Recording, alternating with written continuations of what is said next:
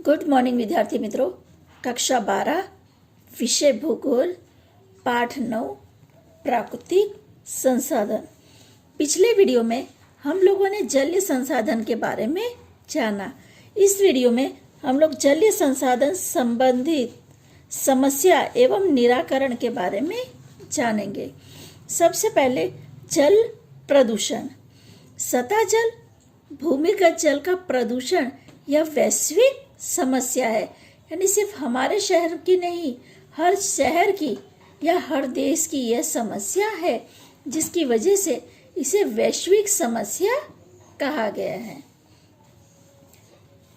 इसका पहला कारण है अधिक फसल प्राप्त करने के लिए कीटनाशक दवाओं का अधिक मात्रा में उपयोग होता है। वृष्टि जल के साथ साथ ये कीटनाशक दवाएं पानी में मिलके नदी एवं सरोवरों के जल को प्रदूषित करती है। कहने का अर्थ है कि जो अधिक फसल प्राप्त करने के लिए ज़्यादा से ज़्यादा खादों का उपयोग होता है या पेड़ पौधों को बचाने के लिए जो कीटनाशक दवाओं का उपयोग होता है ना, वो मिट्टी में मिल जाती है। और जब बरसात होती है तो बरसात के पानी में मिलकर ये नदी और सरोवरों को जलों में मिल जाती है, जिसकी वजह से सतह के ऊपर का जो जल है वो प्रदूषित होता है।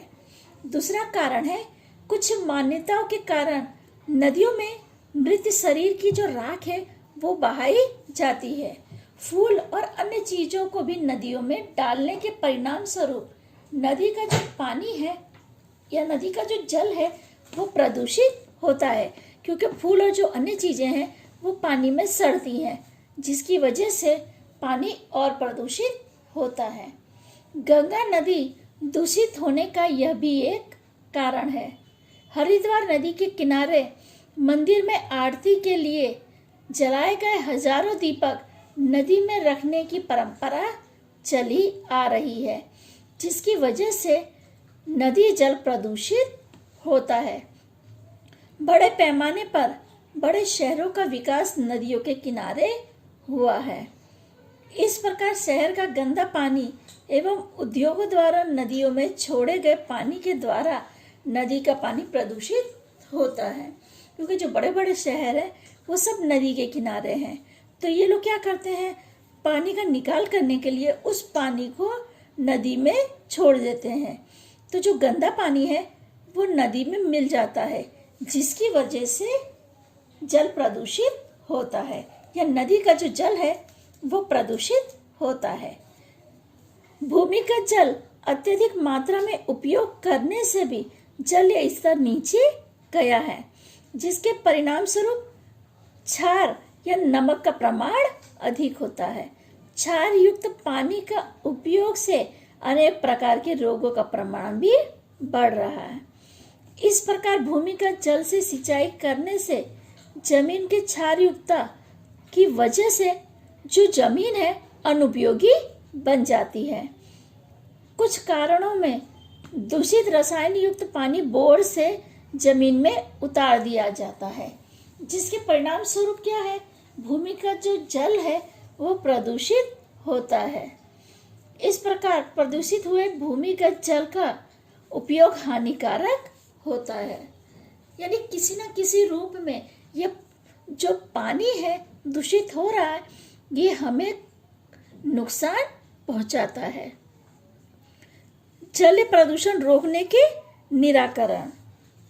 जल संसाधन संबंधी समस्या एक गंभीर परिणाम आया है। इस समस्या का निराकरण निम्नलिखित प्रकार से हो सकता है। पहला, सजीवी खेती को प्रोत्साहन देकर क्रमशः कीटनाशक दवाओं का उपयोग निश्चित रूप से बंद करके कीटनाशक के रूप में हानिकारक रसायन के स्थान पर प्राकृतिक से बिना नुकसानकारक पदार्थ एवं जैविक कीटनाशकों का उपयोग करना चाहिए। यानी जो खाद जमीन को नुकसान ना पहुंचाए, जिसे हम प्राकृतिक खाद कहते हैं, ऐसी खादों का उपयोग करना चाहिए, जिससे क्या है, कीटनाशक को भी रोका जा सकता है और जमीन की जो अनुपयोगिता है उसे भी रोका जा सकता है। दूसरा है भारत में नदियों की माता का दर्जा दिया गया है। ऐसा समझकर कोई भी नदी प्रदूषित ना हो, इस परंपरा को शुरू करना चाहिए।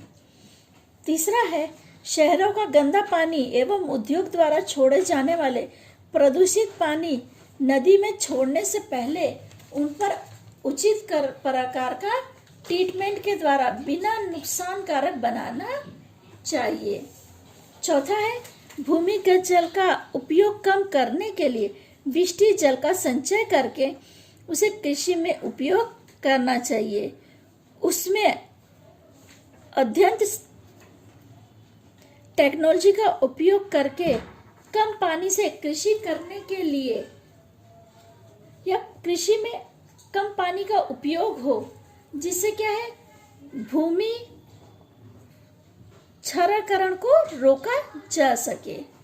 पांचवा है, ट्यूबवेल द्वारा प्रदूषित पानी उतारे यह एक गंभीर अपराध है। इस प्रकार के आपराधिक प्रवृत्ति को रोकना चाहिए।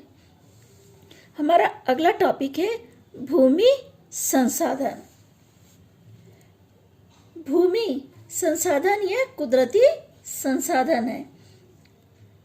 आदिकाल से ही मानव भूमि का जो विविध रूपों में उपयोग करता है, कहीं ना कहीं हम इस भूमि का किसी न किसी रूप में उपयोग करते हैं और सबसे अधिक इसका उपयोग खेती के लिए हम लोग करते हैं। खेती के अंतर्गत उपयोग में आने वाली भूमि को मिट्टी कहते हैं और उसके अन्य रूप में उपयोग होता है तो उसे हम लोग भूमि कहते हैं। यानी खेती के अंतर्गत जो उपयोग में आने वाली भूमि है उसे मिट्टी कहता है और जो अन्य रूप से हम उपयोग करते हैं उसे भूमि कहते हैं। निवास, परिवहन, उद्योग, उपवन, जलाशय आदि के निर्माण के लिए मानव भूमि का उपयोग करता है। ऊसर एवं बंजर जमीन को परावर्तित करके मानव उसे खेती के लायक बना सकता है। इस प्रकार अनेक रूप से मनुष्य भूमि का उपयोग करता है, यानी कहीं ना कहीं किसी न किसी रूप में हम इस भूमि का उपयोग करते हैं। रहने के लिए, घर बनाने के लिए, उपवनों के लिए, खेती के लिए, परिवहन के लिए, उद्योग धंधे स्थापित करने, हर जगह हम लोग इस भूमि का उपयोग करते हैं। ठीक है विद्यार्थी मित्रों, आगे की चर्चा हम लोग अगले वीडियो में करेंगे।